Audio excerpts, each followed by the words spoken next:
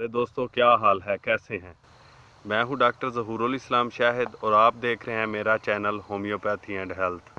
प्यारे दोस्तों, इस वीडियो में मैं आपको होम्योपैथिक दवाई हेलोनिस के यूजेस एंड सिम्टम्स बताऊंगा। चलें शुरू करते हैं। हेलोनिस एक बहुत अहम दवा है जो खुसूसन औरतों की बीमारियों से तल्लक रखती है। इसका रहम की गर्दन के कैंसर से गहरा तल्लक है। कार्बो एनिमलस भी इस कैंसर में मफीद साबित हो सकती है, बशर्ते के दीगर अज़ा से तल्लक रखने वाली अलामतें भी मौजूद हों। जबकि हेलोनिस का तल्लक बराह रास्त रहम के कैंसर से है और ये ज़रूर कुछ ना कुछ काम दिखाती है। रहम की गर्दन में सोजश और सुर्खी ज़ाहिर हो और इसी मरहला पर हेलोनिस दी जाए तो बहुत मौसर साबित होगी। अगर हेलोनिस से मुकम्मल शिफा ना हो तो इसके बाद कार्बो एनिमलस देनी चाहिए।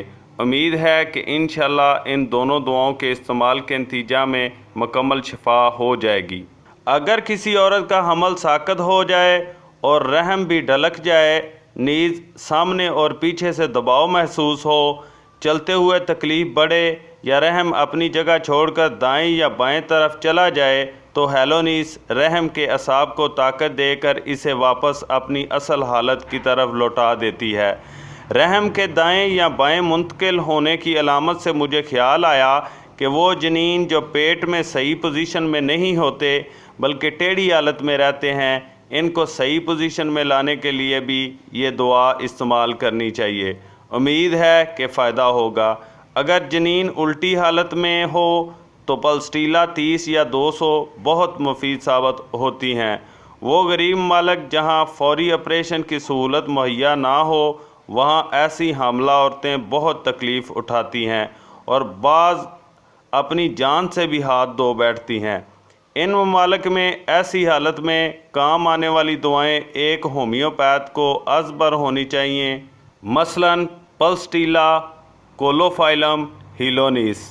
वज़ा हमल के वक़्त जैल्सीमियम, काली कार्ब और आर्निका बहुत मुफीद और ज़रूरी हैं और वज़ा हमल के बाद की पेचीदगियों मसलन प्रसूती बहार वगैरह के ख़िलाफ़ हिफ्ज़ मुक़द्दम का काम देती हैं।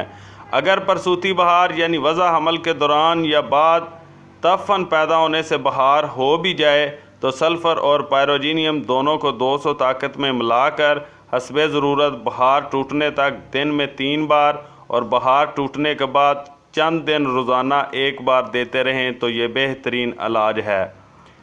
हेलोनिस ज़ैबातीस में भी बहुत मुफीद है। अगर औरतों को रहम की तकलीफ़ों के साथ ज़ैबातीस भी हो तो ये दोनों तकलीफ़ों को दूर कर सकती है। कम से कम 1 माह तक मुसलसल इस्तेमाल करवानी चाहिए। अगर ज़ैबातीस कम होने लगे तो ये अकेली दवा ही काफ़ी होगी, वरना ज़ैबातीस की दूसरी दवाएं तलाश करें। हेलोनिस की एक और अलामत ये है कि हैज़ जल्दी होता है या फिर कई माह के लिए बंद हो जाता है।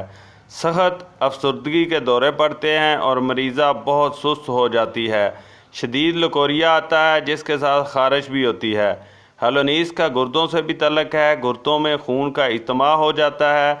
दोनों तरफ शदीद जलन महसूस होती है कि बैरूनी जिल्द पर भी महसूस की जा सकती है।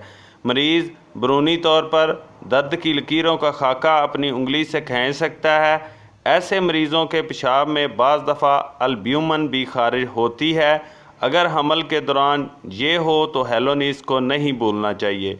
हेलोनिस की मरीज़ा अपनी तवज्जो बीमारी से हटाए तो बेहतर महसूस करती है। हरकत से तकलीफ़ बढ़ती है। इसको 30 ताकत से लेकर 200 ताकत तक इस्तेमाल किया जा सकता है। प्यारे दोस्तों, उम्मीद है कि आपको मेरी ये वीडियो पसंद आई होगी।